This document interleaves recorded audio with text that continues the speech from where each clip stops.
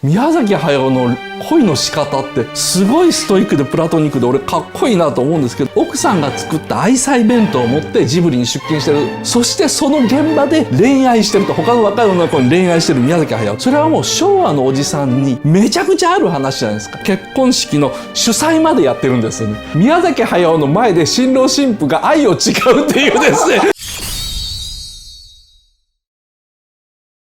紅の豚はですね、僕は宮崎駿自身の詩小説だと思ってるんですね。詩小説っていうのは文学である形式で作家自身の体験談とか自分自身の内面をですね作品化したもの。明らかにですね宮崎駿の詩小説、自分の内面を描いたものなんだけども、エンターテインメント作品として成立しているところが面白かったのでですね、そういう見方を紹介したいと思います。今日の内容もですね、こういうことばっかり考えてると、なんかね、ジブリアニメを素直に見れなくなるんですね。正直に言ってジブリのアニメを。だから、紅の豚をですね、素敵で、楽しくて、キャラがいっぱい出てくる、楽しいアニメだなと思ってる、もしくは思いたいですね。少年少女たちはですね、岡田斗司夫ゼミなど見ない方がいいと思います。ただ大人になってですね、いろんなことを考えるようになった後で、こういう深みもあったのかというですね、そういう楽しみもできるようになるので、大人になってから見てくださいと。今回はだから大人のためのジブリ講座というふうに進めていこうと思います。あと、もう一つ、なんでこういう話をしたのか、詩小説を話をしたのかっていうと、万が一なんですけども、こういう内容、詩小説的な内容というのは、作者自身も無自覚もしくは隠せてる、バレてないと思っている場合がすごい多いんですよ。だから、宮崎さん本人にですね、もし会う機会があってもですね、絶対言っちゃダメです。そういうことを言って作家が潰れたり傷ついたりすると、損するのは僕らの方なのでですね、どうぞ、自分たちのですね、宮崎駿以外のところで楽しむようにして、鈴木敏夫にはいくら言ってもいいですから、宮崎敏夫には言わないようにお願いします。じゃあですね、ジーナとどうなったのか。要するに、ジーナとポルコの仲はどういうふうになったのかというのを解決編に行こうと思います。解決編ですね。はい、回答編か。ほとんどラストシーンで映る一コマですね。ジーナさんの書きがどうなったかは私たちだけの秘密っていうですね、フィオのモノローグで終わるシーンですね。これは、簡単でですね、紅の豚の作品内で答えが出てる。この誰もいない東屋が映ってて、どうなってるのかわからないということなんですけども、これフィオがですね、最後ですね、成長して大きくなって大人になってジェット機のですね、自分で多分デザインしたんでしょうね。飛行艇でですね、ホテルアドリアーノに行くシーンでですね、ちゃんと映ってるわけですね、この位置に。ここにですね、赤い飛行艇が映ってるわけなんですよ。これはかなり気づいた人も多いと思いますけど、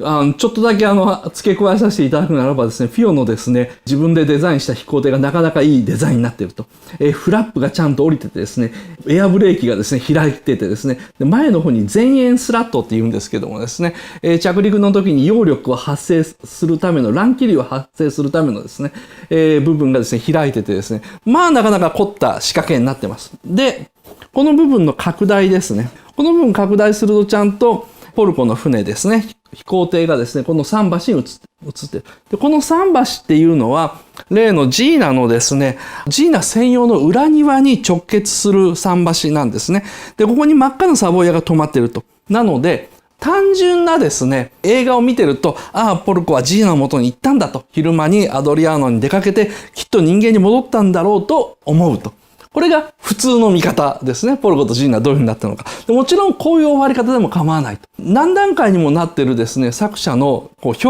現したいことをですね、だんだん深めていく話なんでですね、もちろんこれでも構わないんですよ。対決の後ですね、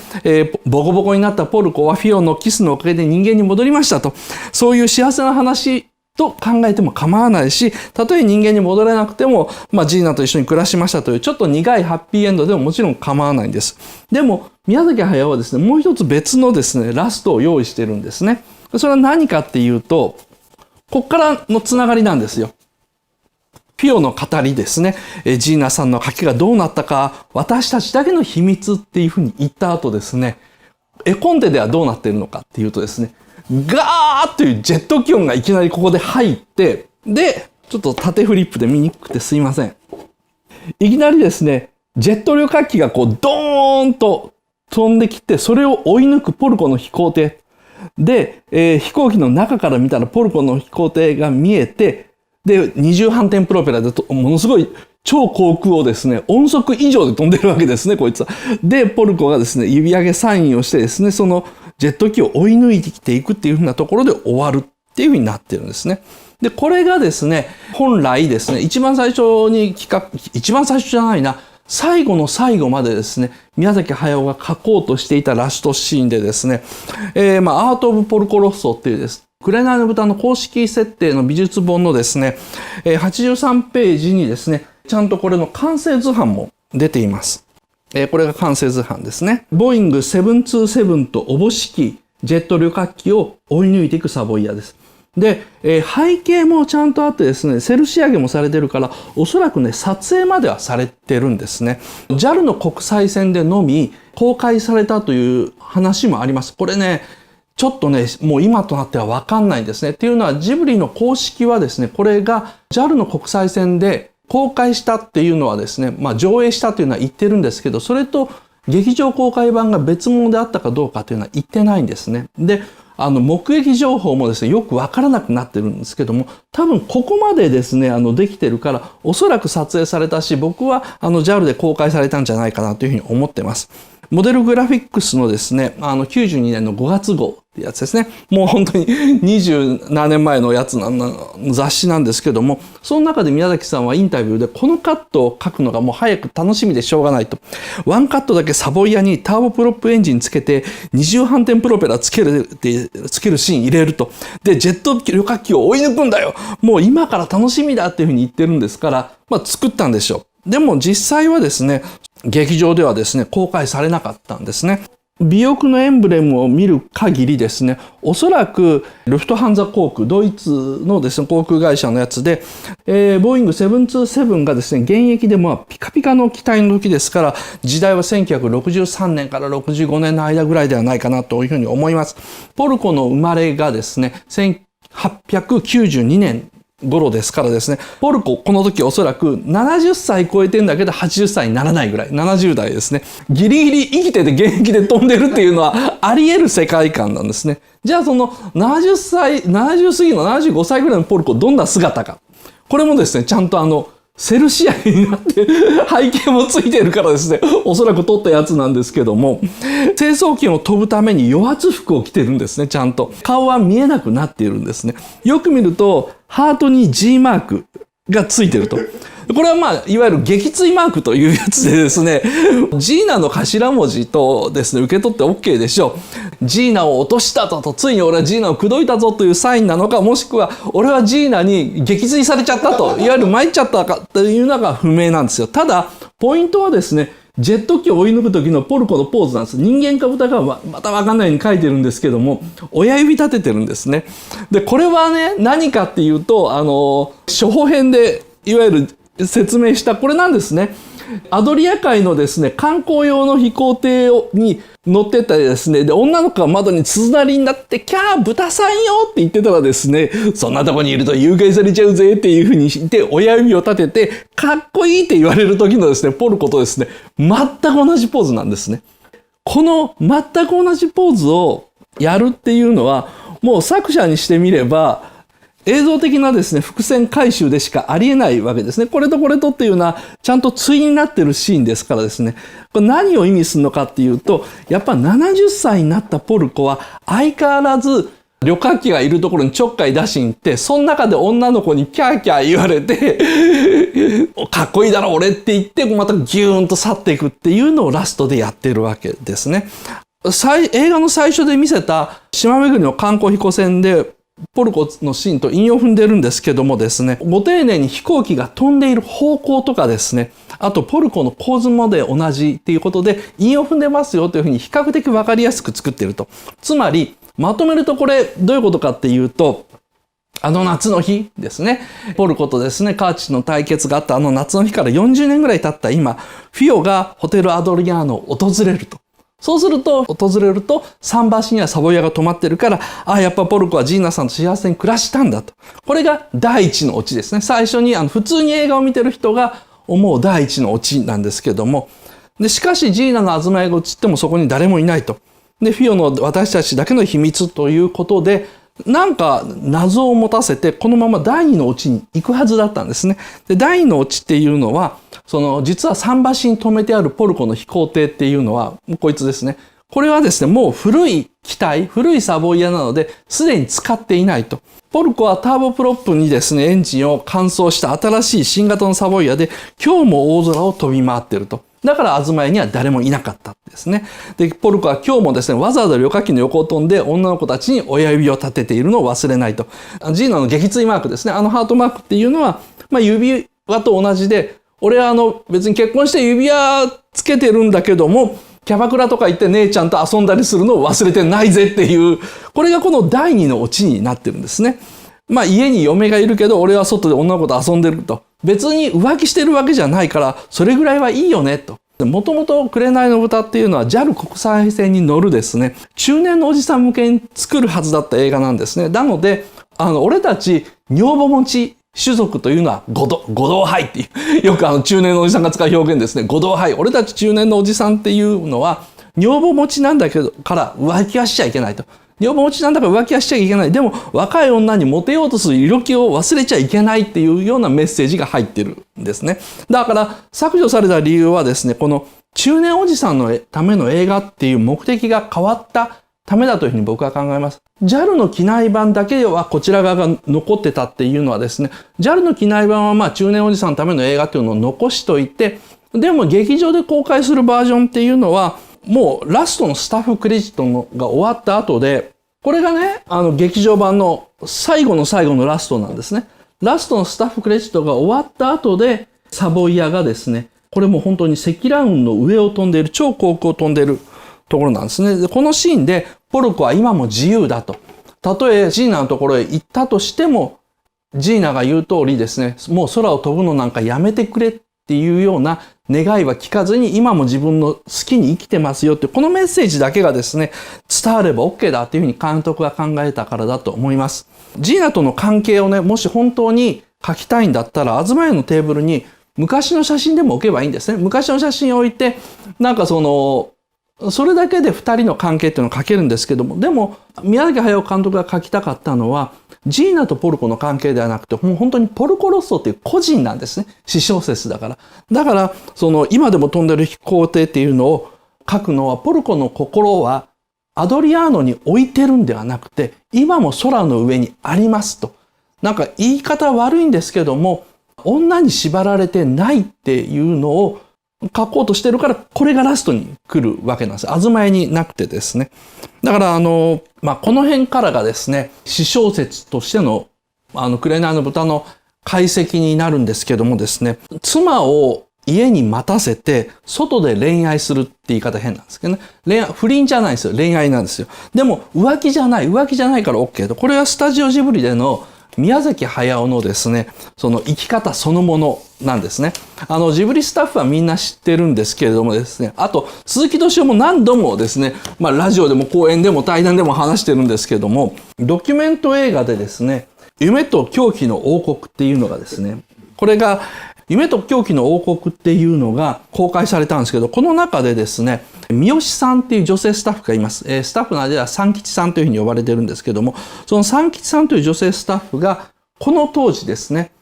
風立ちぬを作ってた時の宮崎駿のお気に入りだったんですよ。その時のですね、宮崎駿の作業机ですね。これが宮崎駿のですね、作業机だったんですけど、この奥のところにイラスト描いてるんですね。で、わかりやすくこれを拡大します。ここに書いてるですね、原画チェック頑張ろうとかですね、あと何カット残ってるのかっていうところの、このなんかちょっと可愛らしいイラストがですね、三吉さんっていうですね、すごい童顔で可愛らしい、もう宮崎駿お好みっていうのがみんなでわかるですね、女性なんですけど、その人が描いてくれた絵なんですね。で、このドキュメント、夢と狂気の王国の中でも、めちゃくちゃもう宮崎駿とこの三吉さんはイチャイチャしてるんですよ。どれぐらいイチャイチャしてるのかっていうと、コンテやっと完成したっていう時に、まず三吉さんだけに行ってですね、で、三吉さんがですね、あ、本当ですかよかったって言ったら宮崎駿が、宮崎駿がですよ、自分からハイタッチしようとするんですね。で、はい、って言ったら、三吉さんが、っ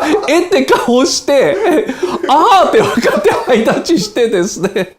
っていうですね、はしゃぐシーン入れてるんですけども、この三吉さんに限らずですね、宮崎駿には常に、なんかそのお気に入りの女性のスタッフであったり、もしくは雑誌の記者がいてですね、もう態度でバレバレなんですね。周り、実はどうも本人は隠してるつもりらしいんですけども、それはもう鈴木敏夫もですね、すごい嬉しそうに、もう本当に宮崎さんは可愛いと、あれで隠してるつもりだって言ってるけど、あまりにも態度が違うんで、バレバレでもう世間にはバレてると。他人から見たら、あ、このじいさん恋をしてるんだってわかると。でも、それをですね、もう完全にプラトニックにストイックに自分の中で抑えてるから、宮崎駿は人にバレてないと思ってるんですよね。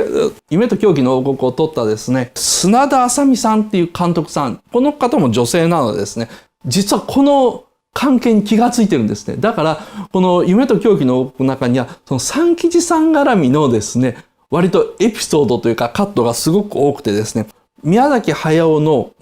恋愛してるんだけども、それに関して自分でも割と無自覚な様子とか、周りにバレてないと思ってる様子っていうのを、意地悪っていう言い方もなんですけど、すごい丹念にすくい上げて、編集して残してるんですね。だって、このね、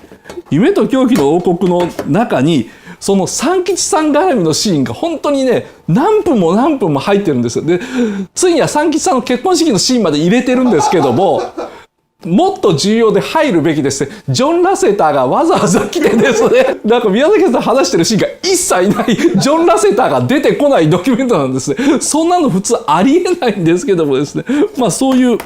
配分で見せてるんですけども、さてこの三吉さんが今も言った通りですね、ドキュメントの中でですね、結婚することになったと。結婚することになったんだけども、宮崎駿がその三吉が結婚するって聞いたらですね、ものすごいショックを受けるだろうと。ショックを受けたら宮崎駿のなんか仕事に影響するからなかなか言えない。どうしようってことで、宮崎駿以外のスタッフが誰が言うかって相談してですね、で鈴木敏夫が、しょうがない、じゃあ俺が言うよと。何がしょうがないなのかもうわかんないんですよ。何がしょうがないかわかんないんですけどもですね、鈴木敏夫が宮崎駿をジブリの屋上に呼び出してですね、これ前も話したんですけどもですね、これもね、撮ってんですよ。砂田監督がこのドキュメンタリーで。そしたらね、すごい遠くから望遠で撮ってるから声は聞こえないんですけども、鈴木敏夫がなんか横向いて宮崎さんに話があるって言って、屋上呼び出して話したらね、公式の中で来て、で、分かったみたいなことを言ってるんですけどもですね、こんなシーンまで入ってるんです。で、宮崎駿はやっぱりプラトニックだし、あと大人だからですね、そのショックから立ち直り、なんと、三吉さんの結婚式の主催までやってるんですよね。で、これ皆さん調べたら分かるんですけどもですね、スタジオジブリでですね、なんかブログやってて、その日記、2011年ですね、9月28日の日記をですね、後で調べてみてください。2011年9月28日の。これ新郎新婦の結婚式、この三吉さんの結婚式の写真まであってですね、で、そこで三吉さんはさっき宮崎駿に書いてた、あと、頑張ろう、原画チェック頑張ろうって可愛らしいありますよね。可愛らしい絵のですね、この絵のですね、ウェディングケーキがあってですね、二人はですね、新婦の前じゃないんですよ。宮崎駿の前で新郎新婦が愛を誓うっていうですね、セレモニーまであったそうなんですけども。いや、もうね、ここまで行くと立派ですよね。宮崎駿の恋の仕方って、すごいストイックでプラトニックで俺かっこいいなと思うんですけど、まあ、かっこいいとはこういうことさっていうのは、こういうことだと宮崎駿は言ってるんですよ。だから、ドキュメンタリーの中でもですね、宮崎駿がですね、毎日奥さんが作った愛妻弁当を持ってジブリに出勤してる姿が書かれてるんですね。奥さんが作った愛妻弁当を持ってジブリに出勤して、そしてその現場で恋愛してると。他の若い女の子に恋愛してる宮崎駿と。でも、浮気じゃないから OK だっていうのは、なんかね、いや、かっこいいとはそういうことだっていうのは宮崎駿はそういうふうに言ってて、で、僕も、それはなんか、中年のおじさんの考え方としてわかると。いわゆる普通の中年のおじさんが、家に奥さんがいて、お小遣いもらって、そのお小遣いでキャバクラ行ったり、仕事終わりに飲み屋に行って、で、そこの女の子とかママをちょっと口説いた風なことも言ってみて、決して深入りしない関係っていうのは、それはもう昭和のおじさんにめちゃくちゃある話じゃないですか。ある種ストイックなのかスケベなのか分かんない感じっていうのを全面的に肯定して、俺もそうなんですよっていうふうなことを告白しちゃった、その私小説のとしての形っていうのがですね、すごいなというふうに僕は思ったので、これかっこいいなと思ったんですね。でも、この浮気してないから OK じゃんっていうのは、宮崎さんの考えなんですけれども、鈴木敏夫もですね、ちょっと変だなと思って、からかったことがあるそうです。で、それで宮崎駿を怒らせてしまったっていうエピソードがあるんですけども、これはね、ニコニコのですね、生放送でやってです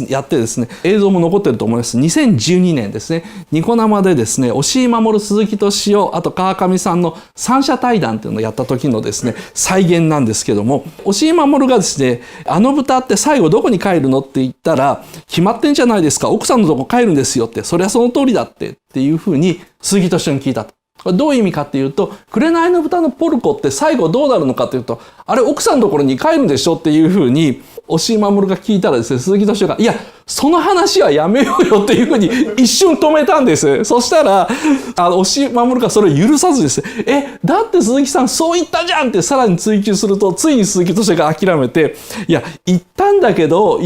その件で宮さんのことをちょっと怒らせちゃってさっていうふうに言い出すと。押井さんがですね、あの豚ってポルコって宮崎さんのことでしょ、あの豚の面をパッと取ると宮崎さんの顔になってるわけじゃんと、絶対そうでしょっていうふうに言うと、鈴木敏夫がですね、いやこっちも気を許してしまって気が緩んでて、最後、ポルコが帰ってきたらですね、自分のアジトで帰ってくると、このアジトで帰ってくるんですね。そうしたらそのアジトの奥に小屋があると。これですね。この小屋があると。で、この小屋の裏に行くと、こっからですね、まだ繋がっててですね。で、奥へトントントンって行くと、そこに本宅があって、実はポルコの島の奥にはですね、奥さんが住んでる自宅があって、家の中に入ろうとするといきなり怒られて、ゴミ捨ててって言ったでしょっていうふうに言われると。で、それで終わらせたらどうかっていうふうに言って、宮崎さんがですね、それで笑ってくれるかと思ってみたらですね、全然笑ってくれなかったという件があったそうです。プロデューサーの鈴木敏夫のですね、脳内ですよ。プロデューサーの鈴木敏夫の脳内にはですね、ポルコは嫁さんの弁当を持って毎日空賊退治に行ってると。で、晩ご飯だけジーナのところへ食べに行ってると。で、フィオみたいな若い子とプラトニックで遊んでると。そこが日本の中年サラリーマンの実はかっこいいところで、中年のおじさんを本当に応援するアニメなら、そこまで分かりやすく作ってもいいんじゃないのと。だって宮崎さん、現にあなた、毎日奥さんの愛妻弁当を持ってジブリに来て、でそこで三吉とイチャイチャしてんじゃんっていうふうなことをですね、チラッと言ったら宮崎さんが本気で怒ってしまったらしくて、返事してくれないから、もうその件のことを話すのはやめてくれって押井守に頼むっていうシーンがあるんですけどもですね。でも宮崎駿はですね、駿自身はそこまで割り切って作品作ってるわけじゃないんですね。これ、もののけ姫の時もそうなんですけども、何のためにどんな話を作りたいのか分かってたら、もうそれを言葉で言うし、分かった瞬間に映画なんか作る必要がないと。分からないから映画を作って、一生懸命作ってたら作った作品が、俺のために作ってるんじゃなくて、映画のために作っているようになってこそ、初めて一本の映画として完成するっていうふうに言ってるんですね。一度は宮崎駿もですね、未だにモテたいと思っているポルコっていうのをラストを書いて、JAL では機内上映までしたんだけど、やっぱり劇場版ではこれをカットして、今でも飛んでる。ジーナと一緒のシーンは、あえて書かないんだけども、今でも飛んでるポルコっていうのを書くことによって、抑えたわけですね。一度はこれを書きときながら。だから、映画のラストとしては、これで正解なんですよ。今でも飛んでるポルコで、現代、今、DVD で公開しているバージョンもそうですし、金曜ロードショーで公開しているバージョン、このバージョンで正解なんですね。こっちで言っちゃったらですね、レオンっていう雑誌あるじゃないですか。で、レオンっていう雑誌でちょい悪親父っていうジローラモとか出てくるんですけども、それになっちゃうんですね。で、これをラストで見せたら、多分かなり女性層からの反発食らったと思うんですけども、だから、こっちでよかったんじゃないかなというふうに僕は思います。ポルコはですね、ジーナの元に行ったと。しかし、まだ、秘密基地には通っててですね、そこには最新のサボイヤがあってですね、G のところに置いてるのはこの古いバージョンのサボイヤであって、最新式のサボイヤは秘密基地のところにあって、そこには毎日出勤してですね、空を飛んで女の子をナンパしているっていうのがですね、僕の回答です。ポルコロッソっていうのはですね、あくまで自由というのもなんなんですけどね、ずっとね、一人で飛ばしてやらなきゃダメな人間。それはもう、宮崎駿も同じなんですよ。宮崎駿も結局、ジブリ以外に2馬力っていう個人事務所もあって、そこに意味なく毎日出勤してるんですね。意味なく毎日出勤して、そこでカーテン開けて、奥さんのお弁当を食べて、でその後でジブリに行ってジブリで仕事をしてるっていうふうなことでですね、全然やっぱり縛ることができない人。もっとすごいな、高畑勲だったんですけども。なので、そういうふうなじいさんだというふうに思っていればいいんじゃないかな。それが、大人になってからもう一回紅の豚を見る。中年の親父の生き様として、おっこうでする見方で、紅の豚を見る時のですね、見方ではないかなというふうに思います。奥さんのところに、古い方の機体を置いてるっていうのがやたらリアルでですね。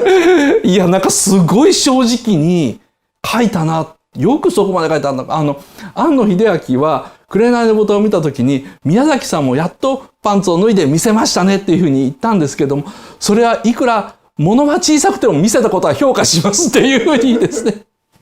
庵野秀明もなかなかひどいこと言うんですけどもですね。その辺はですね、どこまで自分っていうのを晒すのかっていうのが、私小説の作り方ですのでですね、この辺がジーナとどうなったかの回答にさせてください。